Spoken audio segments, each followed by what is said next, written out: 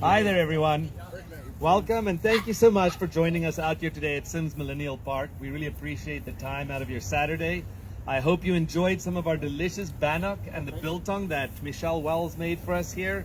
It's a little bit of a reference to Michelle and Bob's rich past and them traveling through South Africa and really appreciating the culture there.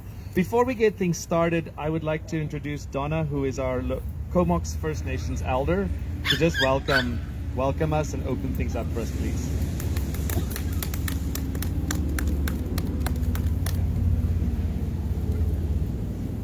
Yo, Kayla Kessler. Well, welcome to our unceded traditional territory of the Comox First Nation. I've known Bob for a few years, met his wife just a short while ago, but I love teasing him. And I'll tell her a bit along the way. On behalf of our hereditary chiefs, I'd like to bless each and every one of you. Last weekend we had I think it was last weekend, we had a potlatch at the band office, and Bob was there to do our videos and stuff, and I've got a good question for him when I'm done all this, and I just hope I remember it. Okay, let's take a moment for the children. I always do this because I could have been part of them.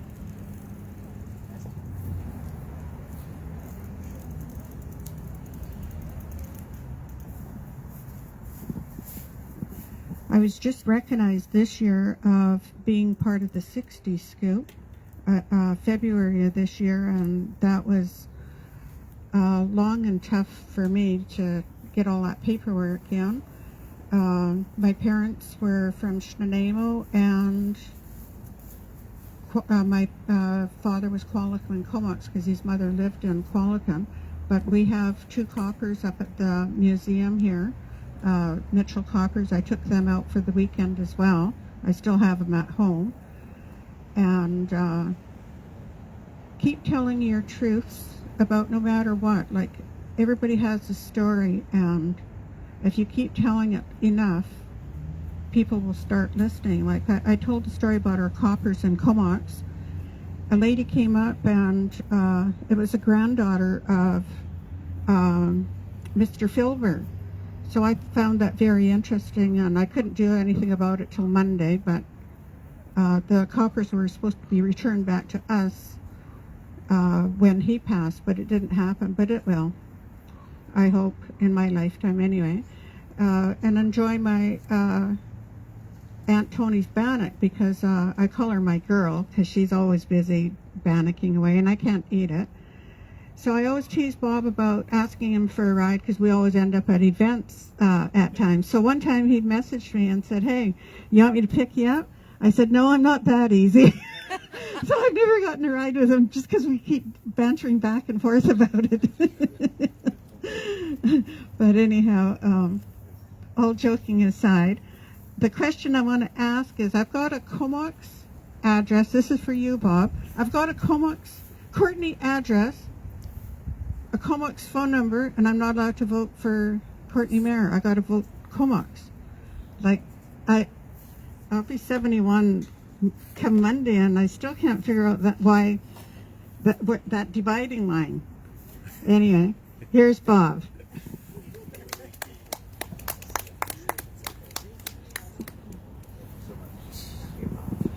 Thank you so much, Donna. I really appreciate it. I've known Donna, as she said. We go to a lot of the same events together, and I think you do bring up a very important point. But before I answer that, I do just want to thank you for welcoming us in a good way. I start most of my speeches actually these days with Ethnon, Bob Wells, Kayla Kessler. Those are the words that were taught to me by our chief and council to introduce myself at events. And if you don't know who I am, I'm Bob Wells. I'm running for mayor of Courtney, something that I've done for the last 4 years, and I've spent 8 years on council and had a great time. But to Donna's point about people coming here and drawing imaginary lines on a map and saying that this is here and this is there, and you sort of create these areas that sometimes compete with each other. So first of all, just recognizing that for what it is. But really, for those of you who know who I am, and if you don't, I'm someone that really works on working together collaboratively. Cooperation is something that I'm really focused on. And not just for myself, but when I ran for mayor before, my goal was to really bring a culture of collaboration and cooperation to City Hall. And I really think that that's happened. I'm really proud of all the accomplishments we've had. A lot of it's teamwork. It's not just me. My job is to lead the team, to have the vision, to listen, to work with the people who are with me and to encourage them. And then really at the end of the day, to get stuff done. That is my biggest goal. So if we look at some of the great things I think that we've been able to do with Comox First Nations, the First Nation here, we have the Couscous project next to the 17th Street Bridge, and that has been something that I've been working on personally for I would say almost 8 years through my company. We donated money for that, for each computer that we sold. I volunteered my personal time.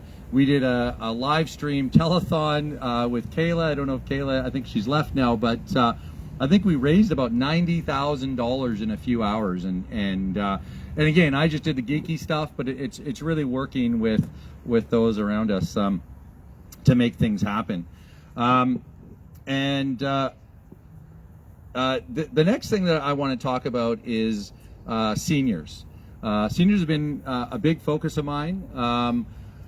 I feel very fortunate throughout my life, both business, personal, or even my volunteer life, having some really wise mentors to help me along. And some of the things I'm really proud of, I'd say the number one thing right now is the opening of the Oceanfront Village.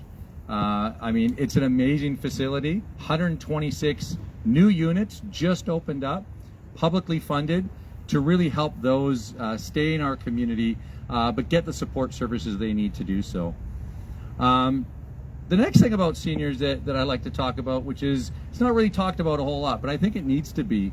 I think our council as a whole has gotten beat up a little bit about these bike lanes and how they're vanity projects. But really, at the end of the day, for someone like myself, and I don't cycle every day, but I'm confident I can go down the road without much real concern. But a lot of these big projects that we've done in our community, and I'll talk about the 17th Street safety project, upgrades that we've been doing, where we're replacing sewer water lines, we're upgrading the roads, we're putting in bike lanes. Well, that happens for two reasons. One, we worked with our school district and asked our school district, what is your biggest priority for safety for kids getting to school? And the 17th Street corridor was number one. A wide street, very fast, an elementary school right there. These are the elements that make that street a key priority for that. However, getting back to seniors, guess what? Who's the largest demographic right now of people buying e-bikes? People want to get out there. They want to be active. They want to be healthy. A lot of people who live in the Comox Valley, and Courtenay for that matter, are here because of the things that you can do outside. And that's one of the reasons why we've worked on these projects. And at the end of the day, if we look at something like the 5th Street Complete Street, or even the 17th Street safety upgrades, those were done with grants from upper levels of government. They did not cost the city of Courtenay 1 cent. And even if it did cost some money, when you look at the budgets, the cycling infrastructure is really just a rounding error. Compared to all the work that gets done for the pipes, sewer, water, stormwater, the roads, all that, that's the massive part of it. The bike lanes are really just sort of the garnish on the side to make it look good, so to speak. One of the biggest issues we have in our community, I think, is mental health and addictions and homelessness. This is something that, again, when I first ran for council 8 years ago, Maple Pool was going to be closed down, and I'm proud to say that we're able to reverse that work, and we've been working with Maple Pool to make sure that they're able to maintain and keep people housed, even though it's not what we'd consider regular housing. But I think at the end of the day, working with all of the folks, if we look at the homelessness coalition here in the Comox Valley, they're wanting to do everything that they can. It's made up of nonprofits, the RCMP, government officials. Everybody's there doing their part to make our community better. And I think it is better. Our council has opened up the Connect Center, a place where people can stay warm. They can even start to get services there, to get them on that continuum to recovery, something that's absolutely critical. But back to the housing conversation.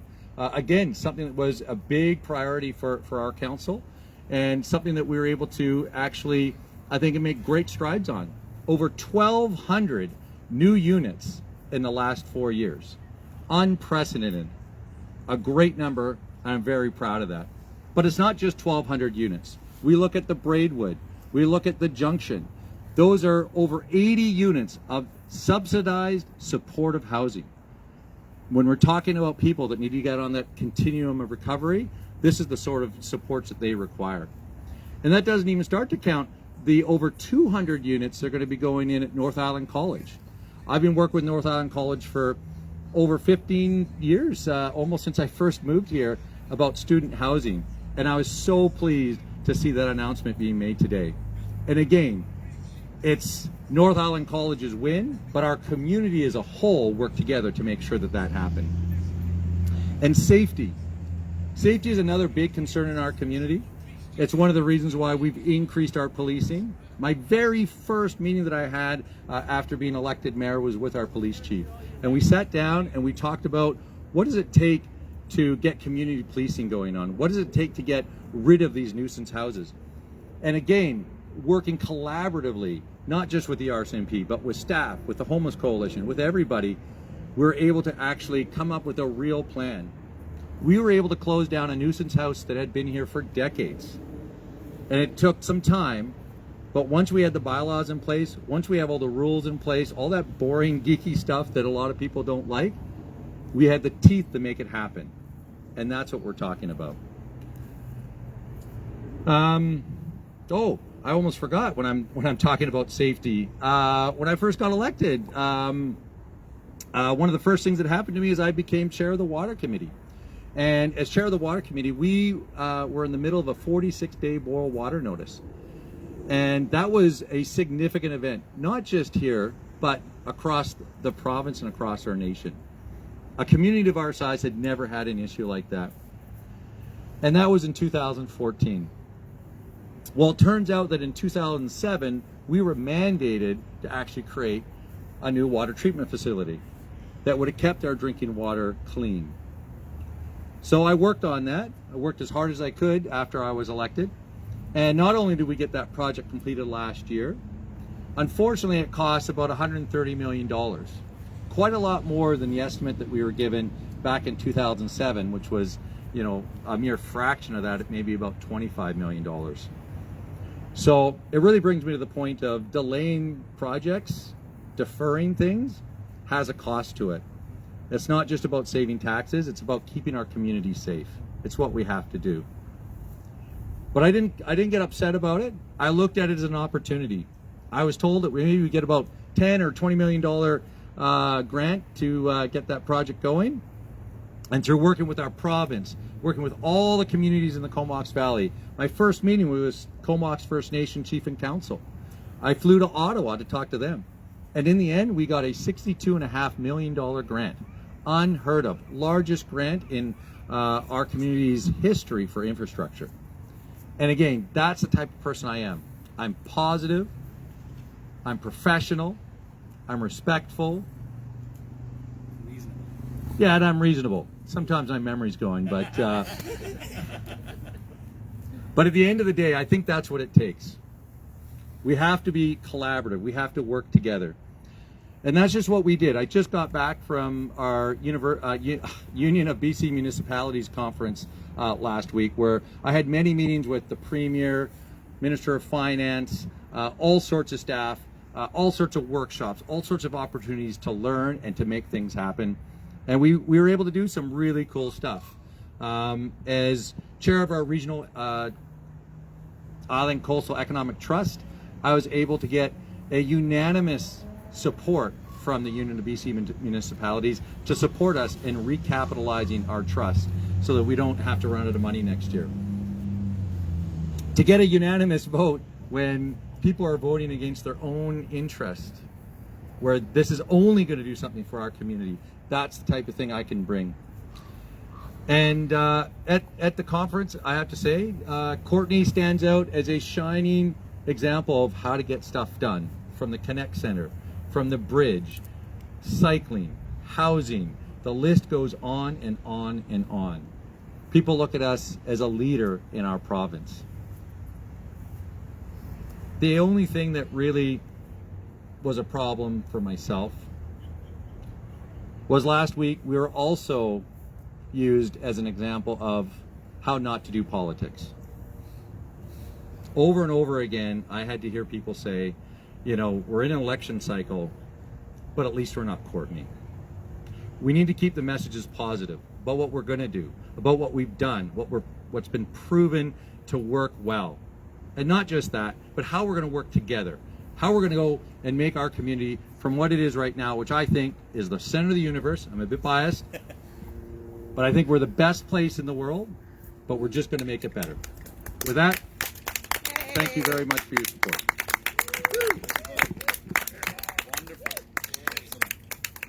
Any questions?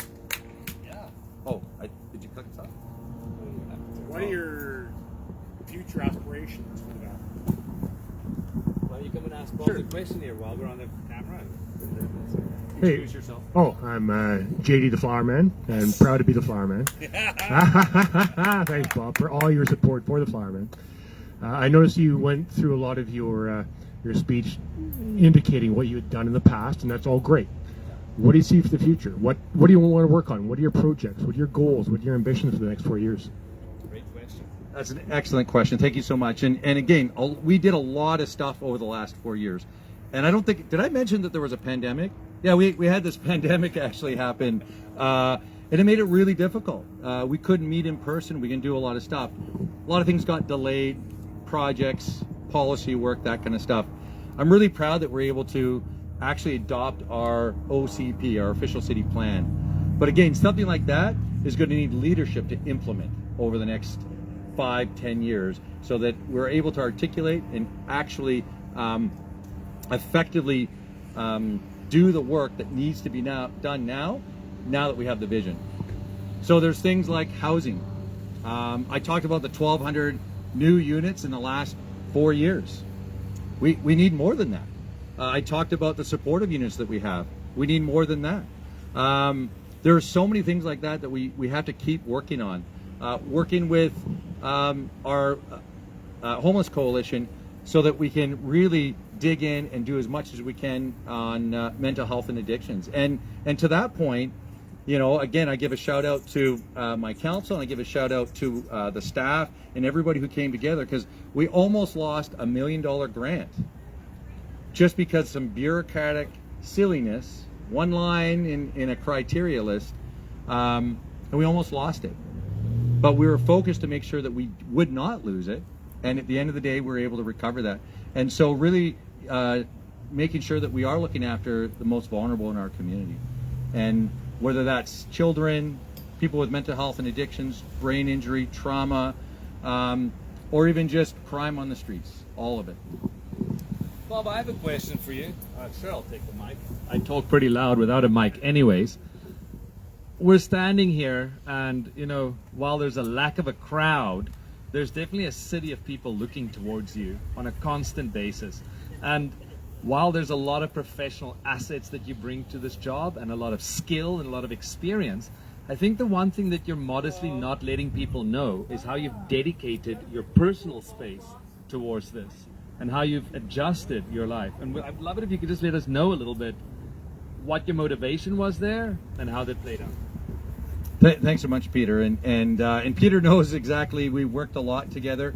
You know, about 16 years ago, I started a company called My Tech Guys, and I ran that for 15 years up until last year when I sold it. And to your point about adjusting my life, I'm somebody that tries to look after myself, both physically, mentally, and also look after my family as best as I can. And earlier I mentioned the pandemic that happened, and that really had two effects on my life immediately. My business became way busier, unbelievably busier. But my political life also got equally busier. So if I was running at about 50% in both camps there up until the pandemic, as soon as the pandemic hit, I was at about 200% for both. And really at the end of the day, it's a question of capacity. There's a question of not just getting things done, but getting them done really to the standard that I had for myself, which was relatively high. And when my wife told me that I was going to be running for mayor again, it became one of those obvious things that I would have to sell my business so that I could focus on the city. And I loved the business. I loved my clients. We had over 23,000 customers. We'd won lots of awards. We were able to give back to the community, work on habitat and Yana and the Tela, all those things. Being able to provide a paycheck to people for that long to help them sustain and have their lives. But at the end of the day, it became obvious. Right away, I was asked if I would be chair of our regional Island Coastal Economic Trust. Yeah. That puts me in charge of, and I don't want to say in charge, but I chair a meeting of over 20 mayors and chairs in our region. At the same time, I became co-chair, actually, of our Comox Valley Economic Recovery Task Force. Again, something that I was really proud of. I was co-chair with Chief Nicole Rempel from Comox First Nation. And in fact, I refused to be chair until they said that I could be co-chair, because again, I knew my capacity was limited. But we were able to be very effective. We were able to get things done. And it became obvious that there are things that have to happen in government that really require someone that is able to handle very complex things. I love math. I love cash flow, business plans. But I love people. I love ideas. I love all those things. But really what I really like is the fact that I'm able to coalesce it all together. Because at the end of the day, if I don't bring everybody along with me, if I can't get the votes, the ideas are useless. Absolutely, Bob. And just as a side part to that, I am standing in awe as, even though I'm not a resident of Courtenay, the city, I live in the CDRD, I'm standing in awe of what's happened over the 4 years that you and the council that currently serves have been managing things. I think it's really important, Bob, to note that your professional career has brought you to a space where you lead this council in a sense of professionalism, preparedness, consistent activities in our community, and connections with people. And I think it's important that we recognize, and perhaps you can say something towards that, how you've driven through things like meet and greets and lunch and learns, an absolute atmosphere of collaboration, but also professionalism and an expectation.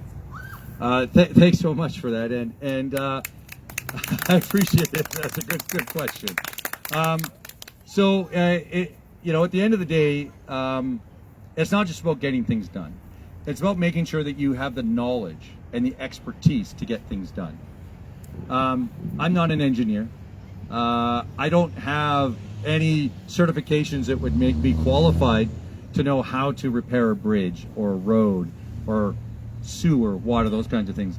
And I would say the rest of my council and elected officials in general have the same deficit as I do. And that's why lunch and learns were critical when I became mayor.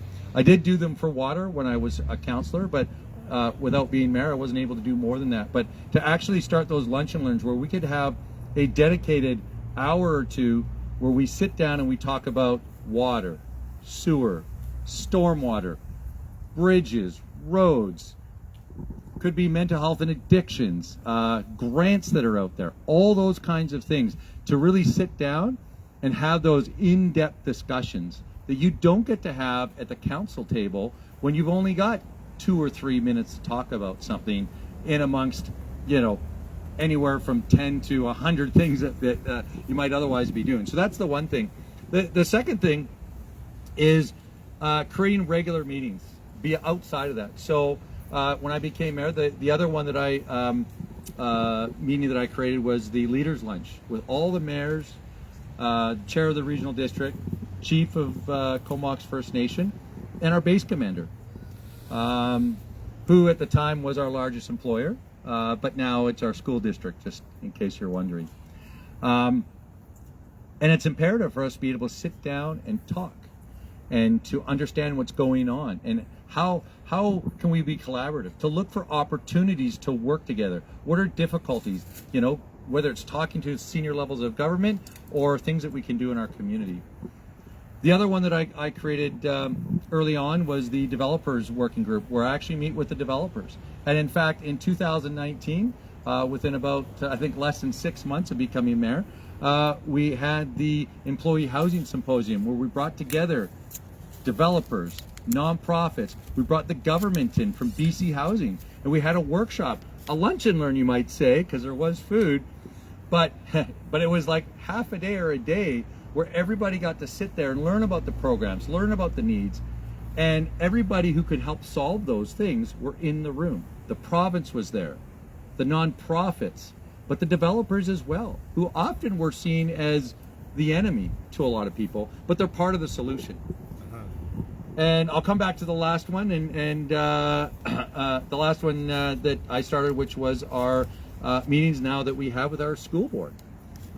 So for time immemorial, we've had city councils and we've had school boards, and they didn't really talk a whole lot.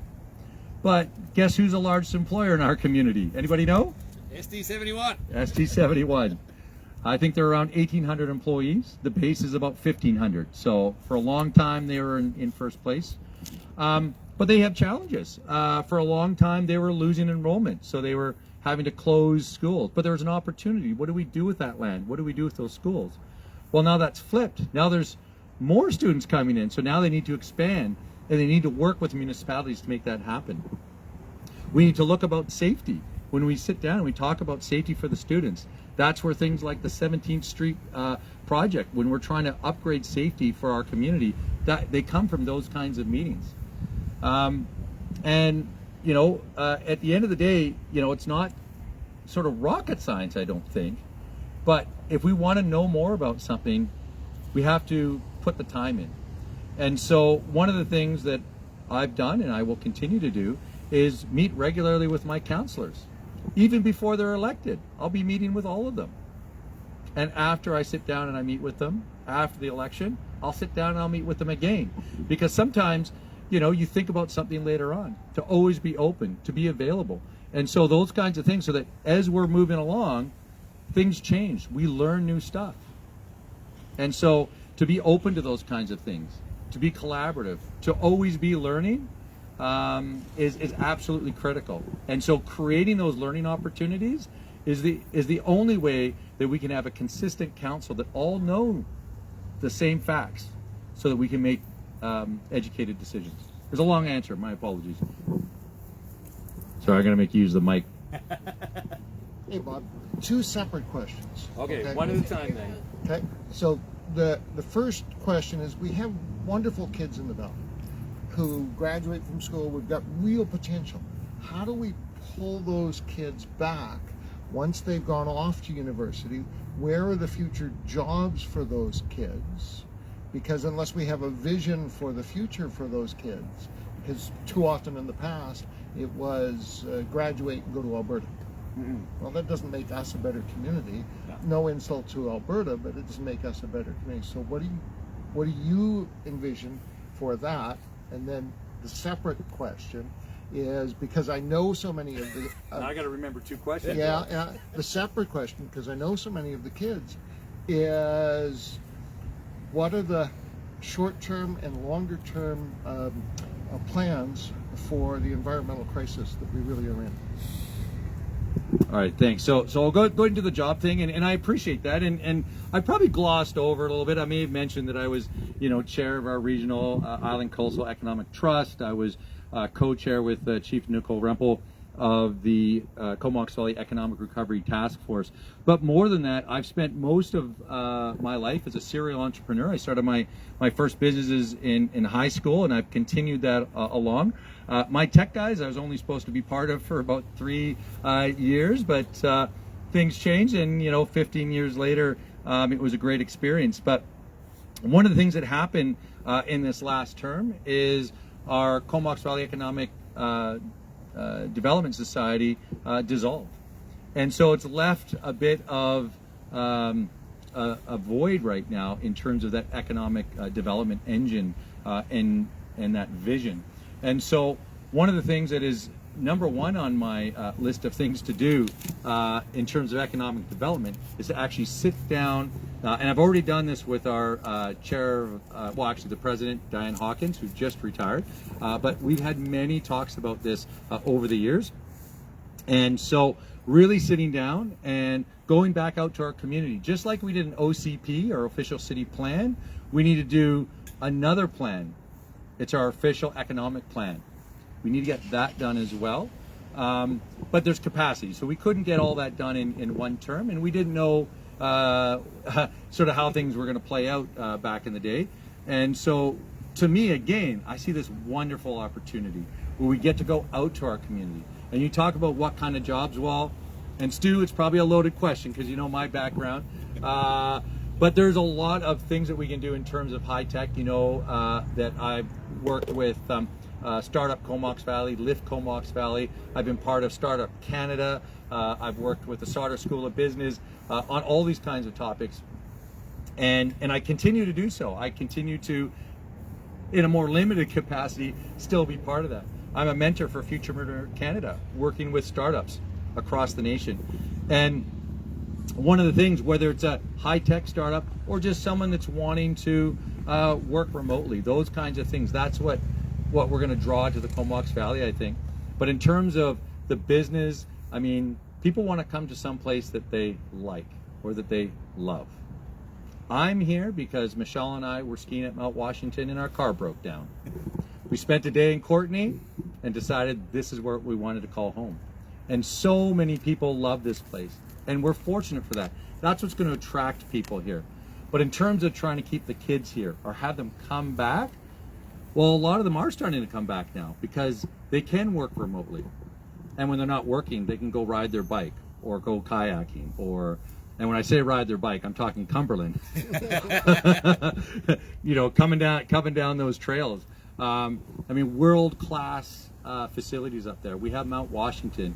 If they like to golf, I think we got like a dozen golf courses within 20 minutes of here. So there's all those activities that people can do, but it's really creating the infrastructure and the supports for those to happen.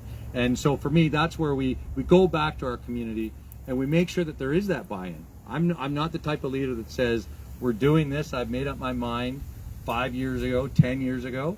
It's about looking at what needs to be done right now and creating a new economic task force for the Comox Valley and making sure that we move forward in that regard. So hopefully that answers that question. And it's a difficult one. I might add, one of the things I learned at our conference last week, and I love learning things if you haven't noticed that, but the thing that I found out is that there was a time when there were 2% more people than there were jobs. That's kind of how it was for decades. Right now, we have 6% more jobs than people. And so in terms of the opportunity for a job, they're here. It's how do you attract them? And again, I think it's the right job, but also it's all like the reason you move to the Comox Valley is the outdoors, our arts scene, all that kind of stuff. We have positive people like JD, the flower man here. And we have Captain Transit. We have so many great things going on. We have Comox First Nation. And so I see nothing but opportunity. And I think we've already shown that we can work with people and we've done a lot. But again, as you said, it's not just about doing something for 4 years. It's about creating systems so they can actually sustain themselves long term. You got another question? Climate crisis. Climate crisis. I told you I might forget the second one. So climate crisis is a tougher one. And And I got in trouble last week. I went and I went to talk to Concrete BC, which is mainly developers, as you might expect. And some people are like, well, you can't talk to them because they're the developers. And I was like, that's exactly why I need to talk to them. And you know what they were the most excited about was the fact that they had low carbon concrete, and that the province was just about, or may have just actually signed off on it. It's legislatively going to happen. And so that means for every road we do, every bridge, every sidewalk, every building that takes concrete, it's going to use less carbon, and therefore be better for our environment. Ride transit. Yeah. So again, one of the things that we've done, again, I supported in my first term creating a rapid transit corridor in the Comox Valley, so you get from Comox to Courtenay to Cumberland, and really at the end of the day, we need to make it more convenient. And like many things, if not everything that we do, but I don't think it's everything, but many things that we do require funding. So working with the province, working with the federal government to make sure that they actually support us in these endeavors. And again, if we've got a well thought out plan, they're happy to do that. So that's, transit's a big part of it. When we talk about the cycling network, again, for those that choose to cycle, to have a safe way to cycle on a regular basis. Besides that, working with actually our Comox Valley Youth Climate Council, and they've been amazing in terms of the leadership that they've shown in our community. And again, at the end of the day, we want to be learning every day of what are the things that we can do. What's the low-hanging fruit? What are the things that we can do to make the world a better place? And so those are the things, like when it comes to the climate crisis, and there's more. The thing I feel most proud of, I guess, that I always smile at, I go to all these things and we have the climate caucus for elected officials, and we're sitting there and they're explaining the PACE program. Do you know the PACE program? So it's like the provincially assessed climate something. However, as soon as you start saying like words like assessment and stuff like that, I was like, you're gonna lose people. So we heard that in another jurisdiction, I think it might be someplace in Alberta, they actually call it like the home environment loan program. Like easy words all the way through, and not just easy words, but it spells out help. Yeah. And so by working with our provincial government, and again, I've worked with them, but I do give kudos to Councillor Will Cole Hamilton, who I believe is not as chair, is co-chair of the Climate Caucus for Canada. And he works unbelievably hard. He's been working on this, what was PACE and hopefully is now the HELP program, to make sure that we're able to move forward. And it's funny, the name, like, it shouldn't matter if it gets the job done, but again, we're in an environment right now that people look at the silliest things to pick apart. And if you could just make something sound uplifting and helpful, I think it'll go a long way. So thanks for the question. Any other questions? You're gonna have to come up. They might think you're biased though, because I think you got a vote Bob Wells button on you. No, you can show it. It's fine. You can show the button. It's all good. Okay. You got to introduce yourself. Oh, I'm Megan Ardike. I'm new to Courtenay in January this year. I'm one of those seniors who appreciates the bike lanes because I do ride my e-bike. My question though is, I was talking to some people who live in the neighborhood of the Junction and the Kiwanis villages, and some of the homeowners there are,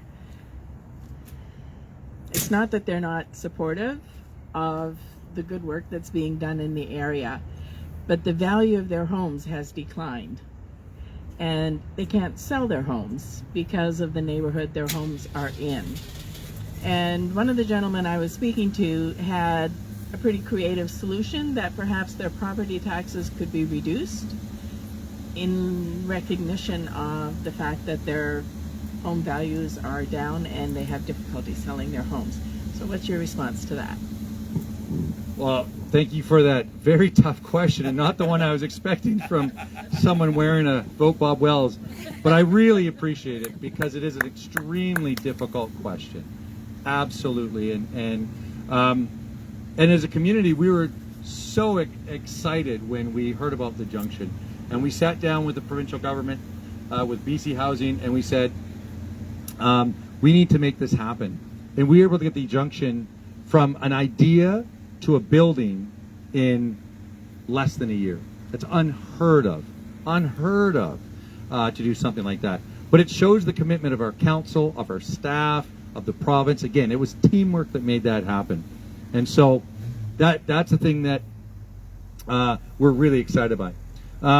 We said to the government, we need to make sure we're communicating to the community that's going to be adjacent so that they know what's happened, and that an actual relationship can be built.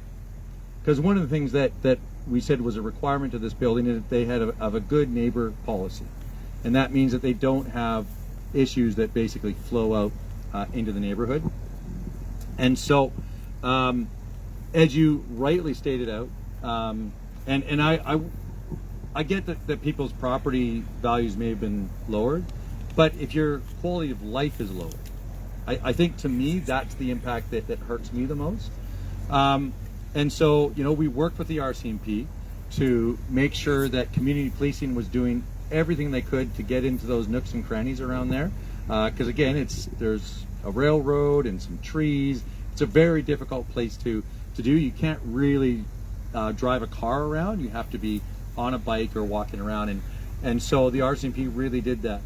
The second thing we did is we created an actual community advisory group, and one of my counselors sits on that to make sure that we're getting the information back to us on what's happening. It's something that if you read pretty much anything out of the conference that we just had for the Union of BC Municipalities, probably one of the biggest things that was just over and over again, housing. Absolutely, people have to be housed, but dealing with mental illness, addictions, dealing with the social disorder that comes from that. And one of the things that I've been reported back to me from those meetings is that over time, things have gotten better. They're not great, and for some people, they may have issues that come up, but it is something that we're not shy to talk about. It is something that we're continuing to talk to the RCMP. We're continuing to talk to the province about, to make sure that we get the supports to deal with something that really is a provincial issue. Whether that's more policing, which unfortunately won't help a whole lot. It really comes down to treatment. It really comes down to even if the police arrest somebody, the Crown has to get involved. So it's a complex question with a very complex solution. But it is something that I have seen in the last 5 years since the Ministry of Addictions, Mental Health and Addictions was created, that the government has been making strides towards. They're making strides towards more housing, and not just housing, but subsidized and supportive housing. Those are the kinds of things that need to be done. And as mayor, unfortunately, I don't have the budget or the mandate to actually deal with those kinds of things when they're of a provincial or federal nature. But we're at the table. We're doing what we can. We're working with our nonprofits here. And again, huge kudos go out to the Comox Valley Homeless Coalition, who many of their members, organizations go out. The Community Cares goes out. They do safety sweeps to make sure that they're cleaning up after people, that they're helping people who need help with their mental health and addictions. And again, if we're just talking about social disorder, again, we're working with our RCMP as much as we can to make sure that they have the supports to do what they need to do. And it was unfortunate. Our local officer in charge, who I meet with on a regular basis, I mentioned he was the first person I actually met after I was elected, talking about the difficulty of recruitment. And And this last week, I met with the commander of E Division, which is basically BC, to talk about these issues. And his challenge, again, comes down to that capacity. And part of its capacity, part of its funding, and it's really trying to find out how we can work together and really solve those kinds of problems as well. So again, not an easy thing to deal with. Certainly something that we've turned our mind to. We've made it clear to the provincial government that the community advisory group that we asked to be created prior to the build and prior to opening is going to be mandatory on anything we do forward, so that we at least start on the right foot. Because what's happened here is we started on the wrong foot, and so we're in catch-up mode for sure. And again, it's not an easy one. It's a very difficult question. So I do appreciate that. Thanks, Megan. Bob, we realize that No choice. Okay, I have no choice. We need that. I understand. We recognize that it's been a challenging week for you. You've worked hard. You've had long nights and days out at UBCM, and perhaps you can wrap up this presentation here today by letting people know what to expect on October 15th and what you'd like them to do. Thanks so much, Peter, for that. And this is probably a good way to end the conversation. Yeah, it was a long week. I'm a little tired now, but I'm energized. I'm optimistic. I'm hopeful. I'm looking at all the things that we have to do. We just talked about a really challenging issue, and again, I look at the opportunity to really try to solve those things collaboratively as a region, as a province, as a nation. And we've had some great strides in it, but like many of the issues that we have, there's so much more that has to be done, and that's why we have to continue the good work that we've already started. That being said, on October 15th, my expectation is that everyone in the city of Courtenay will vote. And if you can't vote on October 15th, there are advanced voting dates. I believe it's October 15th. Sorry, October 15th is the main day, but you can vote, do advanced voting on October 5th and 13th. If you need to find those dates, where to vote, go to votebobwells.ca. All the information is there, all of it. Where to go, what times, all that kind of stuff. And if you can't get to those places, get a mail-in ballot, because that's just as important. We need to get everybody out. We need to get everybody voting. Even if you don't agree with me, voting is a privilege. Not everybody in the world gets to do it. And I really, truly hope that you all do it. Lastly, when you go to votebobwells.ca, you can ask for a yard sign. You can get a pin. Sunglasses. I got lots of sunglasses if you need some sunglasses. And we need donations. It costs money to run one of these campaigns. We have signs. We have pins and brochures, and we're doing events. We're having people go around. So we need the support financially as well. And with that, again, I want to thank everybody for coming out today. Anybody who's been watching this whole time. I think it's been, I think it was close to an hour now, half an hour. But I really appreciate all the questions, the easy ones, the difficult ones. I love this place. And if you don't vote, or if you don't vote for me, the next best thing I think you can do is to volunteer. Thank you.